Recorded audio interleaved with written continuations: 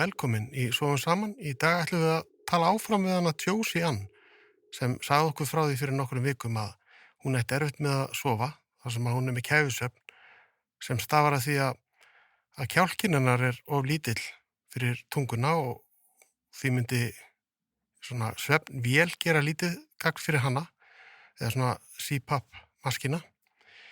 En núna Josie búin að prófa að sofa með svona svefngóm í nokkra vikur og hún ætlar að segja okkur frá hvernig það hefur gengið. Josie Anne frá Skotlandi og talar því ensku. Gjörðu þessu vel. Yeah, we should close this up first. So I have been trying out the mouth guard, and it's a little bit difficult to tell straight away.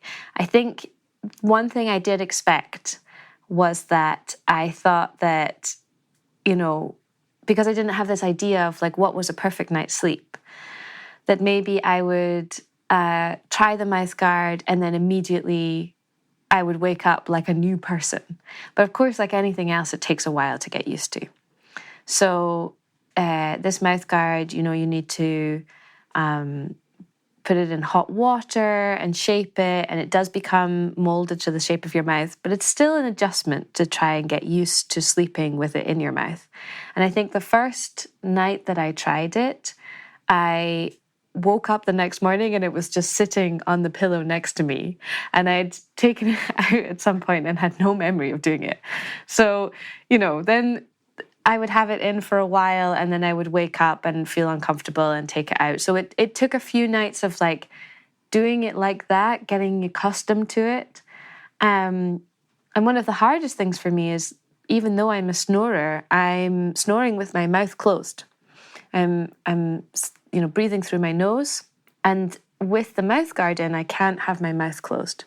So even just getting this like little ritual around going to bed then, getting the mouth guard ready, getting lots of lip balm on, having it, next to me so that as soon as I start to feel myself nodding off, I can put it in my mouth, but I don't, have it sitting in my mouth for ages while I'm trying to fall asleep and becoming more and more conscious of it. So yeah, I just had to kind of build up a bit of a routine around it and kind of make it part of my sleep schedule so much. So I had to kind of, I tried it a few times and then I kind of kept not really committing to it. And then I decided what I have to do is really just do a week of just using it. And then I kept a little sleep diary as well for that time. And that actually really helped just as a motivator to kind of commit to it almost as an experiment, like a project. And I was kind of trying to track other things as well. So like how hydrated I was, if I was drinking alcohol, how I was feeling, if I had a bit of a cold. And I did find that if I had, a touch of a cold, if I was feeling stuffed up, then it was harder to use the mouth guard. But the most dramatic thing that happened for me essentially is that I downloaded an app that tracks your snoring. It's called Snore Tracker or something. And the difference I did a kind of control week where I didn't use the mouth guard at all. And then when I started using it and was recording, I thought it was a fluke. The first time I looked at the recording, the difference. And I was going for some, it gives you like a sleep score. And I was going from this like snore score of like 60 to 90 sometimes, 100 even one night, to 0, just immediately. And that also just became the motivation then to keep going, because clearly it was making a difference. I do struggle to sleep at this time of year anyway. I'm quite sensitive to the light, not so much the light, coming in the evening. It's, I have an eye mask, even if there's blackout blinds. It's something about how it changes your circadian rhythm. I just don't get sleepy at this time of year compared to the winter where I'm sleepy all the time. I'm just, so it's already a little bit difficult to tell how much sleep I would be getting But I think I can say that cumulatively now, I'm waking up in the morning feeling much more rested. I think it's having a big effect on how I concentrate during the day. I haven't really felt like taking a nap since I started using the mouthguard. I'm managing to just sort of like have good energy through the day. And I think as someone who, like I said, I'm quite seasonal in my energy anyway, I'm interested to see how this affects me as I move into the darker months, and maybe it's having less of an impact then. I'm not sure. But in general, it has just been this like really wonderful kind of transformative thing. And the thing about it as well is that this is then also inspiring to then think about what else I can do to improve my sleep. This is not a prescribed mouthguard, but there is the option to look into doing that with a dentist. And yeah, I mean, it works. So it seems now like a worthwhile investment to spend that money to be able to keep improving my sleep. I think that, let me think about how to put this. I think coming from also a northern country, I've always noticed that like my sleep is very sensitive to this kind of thing and sort of moves with the seasons. And I'm always interested who that affects and who it doesn't affect. So growing up in the Highlands of Scotland, I would notice every year there's kind of like surge of energy around, June and July as the days got longer, and you just feel like you've got more time to do things. And the idea of trying to go to bed at 10 o'clock at night, it just doesn't make any sense to me. But I also think that I think it's a real mix of things. I think it's cultural, I think it's genetic, I think it's how you respond to other things that are going on in your life. And I know that some people who've also chosen to move to Iceland find the winters harder, some find the summers harder. It's really interesting to see these like different ways in which these seasonal things affect people.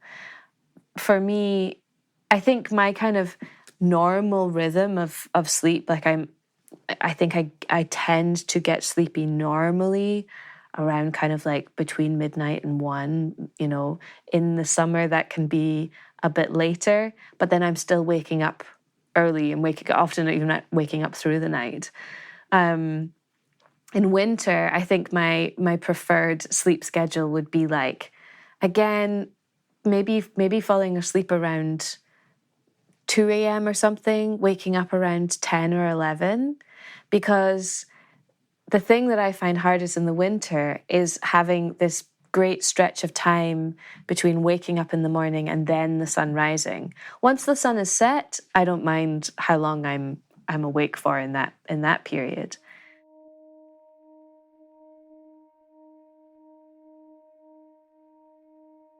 But there's so much, I think we know so little about sleep, and that's so interesting as well, because we think about it as this like purely biological function, but it's so cultural. And there's been, changes in our sleep habits even as modern humans. I mean, I think it was just before the Industrial Revolution or around that time when it was very common to sleep in 2 shifts, where people would fall asleep and then wake up for a few hours, often eat a small meal, socialize, and then sleep again.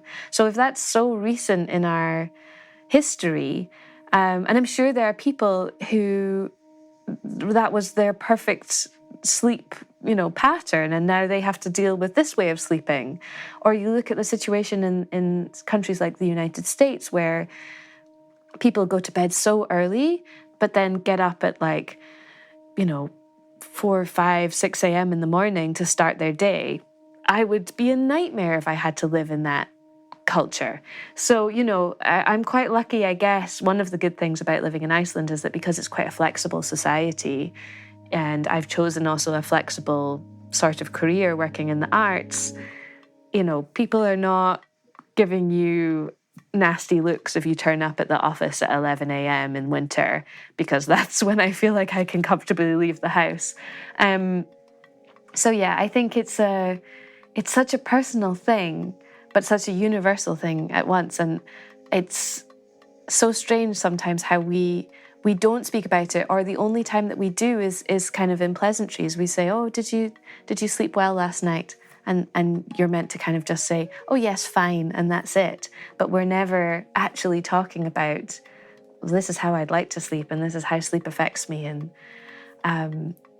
honestly, if I could take a pill that gave my body all of the rest that it needs, all of the things that it needs from sleep, and I wouldn't have to sleep, I don't think I would.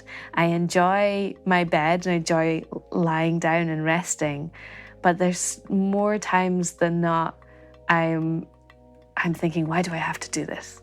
This is boring. This is, imagine an alien came to Earth and you had to explain to them, yes, actually, the whole population lies down for several hours and doesn't move and doesn't speak and doesn't say anything, and that's just normal. I mean, I think it's so absurd when you think about it in that way, and yet it's what we spend about a third of our lifetime doing.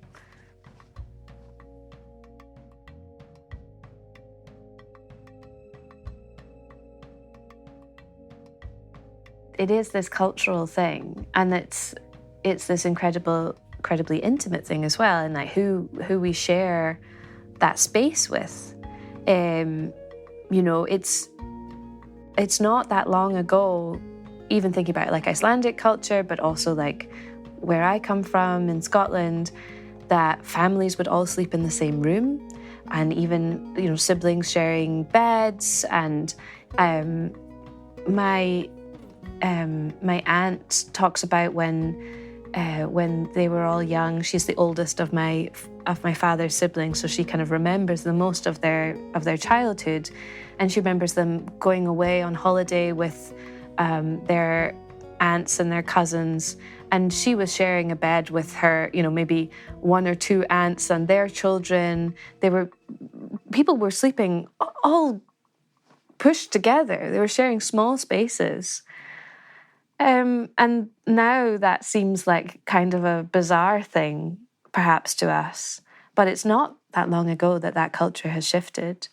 But it's also this like quite poetic, quite beautiful thing about like sharing this space with someone. It can be very intimate, very cozy.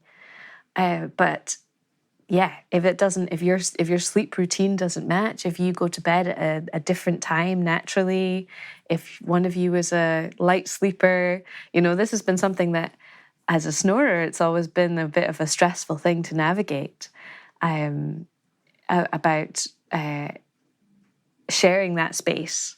But it is also it's lovely, and I think I have fond memories of when I was growing up, of spending time camping, or my dad had a small boat that the family would sleep in sometimes. But yeah, I would occasionally wake up in the middle of the night and realize that my whole family was snoring. So I can't imagine it was fun to be in the boat or the tent next to us. But we've been doing this for millennia, as sleeping next to each other, and there's so many beautiful poems and books and things in art and culture that reflect this sleeping together, this closeness.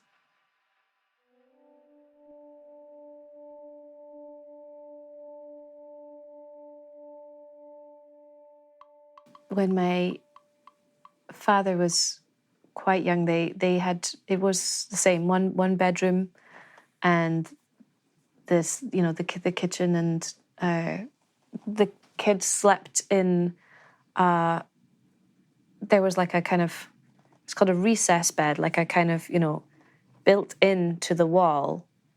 There was a bed with a curtain in the kitchen, and that's where all the children slept. So there was 3 of them at that point, all sleeping in a bed there, and then the parents had the bedroom at the back. So, they're just all, just a totally different way to live. But, we have this population density. It's still common in lots of parts of the world for families to share rooms and spaces and sleep close together in a way that it has been outgrown in the Western world. But there's rise of it in certain things like co-sleeping. And there are maybe things that you don't want to have from this, that we're lucky to not have to be crammed in together, and the poverty that often creates that situation. It's nice to have the choice.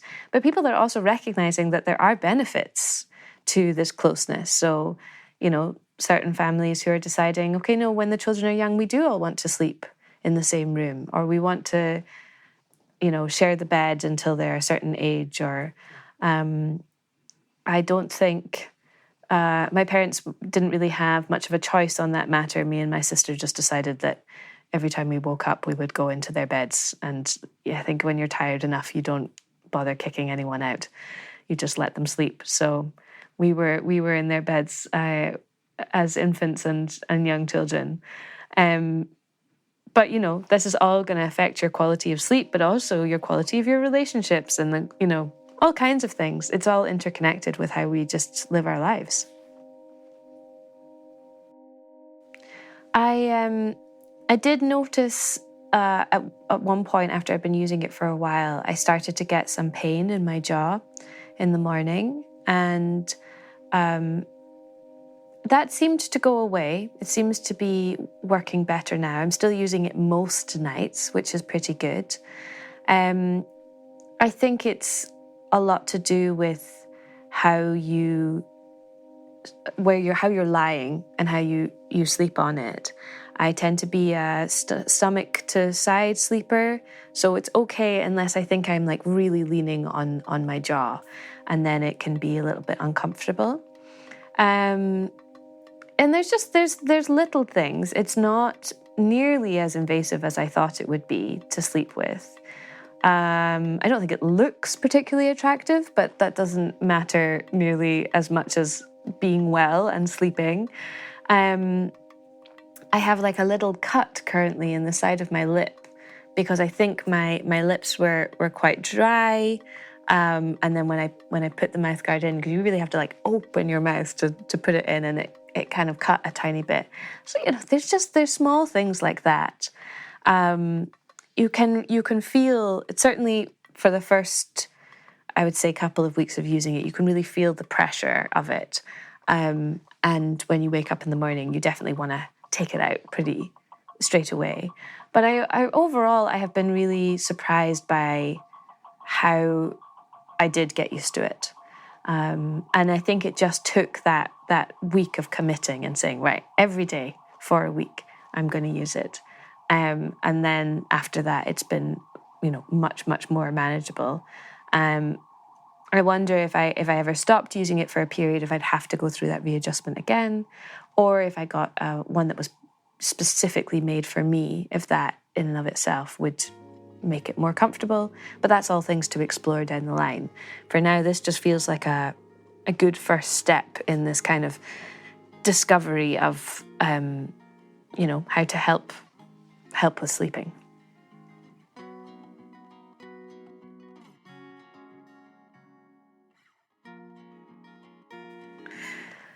Well, it's nice to have all this sort of newfound energy, although it kind of comes out to me as more actually peacefulness. I'm also exploring at the moment a diagnosis for ADHD. I've put myself on the waiting list for that. I seem to have ticked a lot of the boxes with flying colours.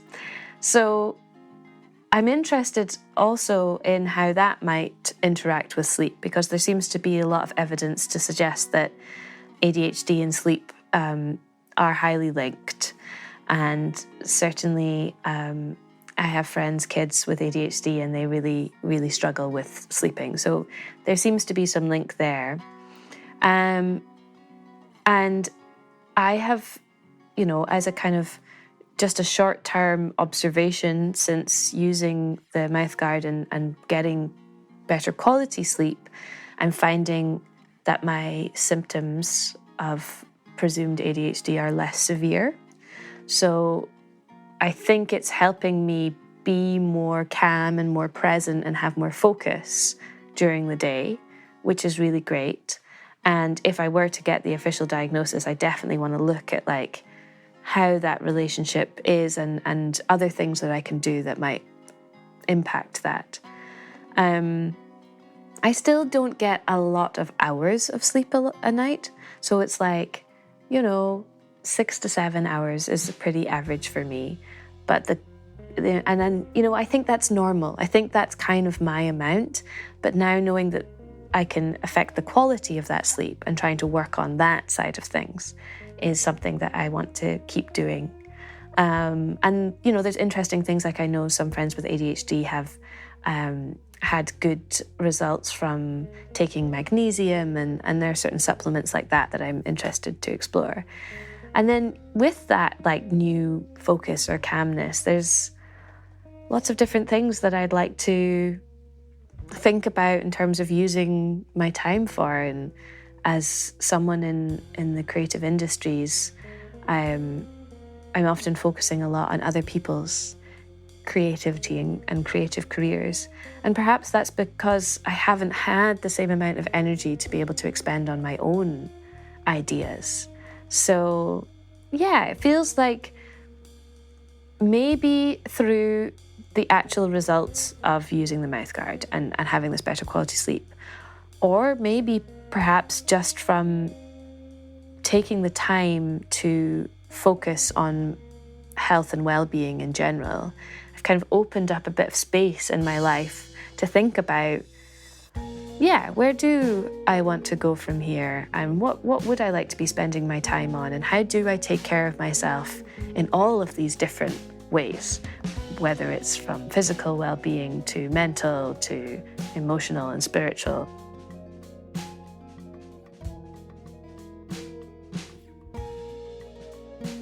So I don't have like a specific idea of how I'm going to funnel my energy and focus, but it's really nice to feel this kind of expansion of possibility for where that could go next.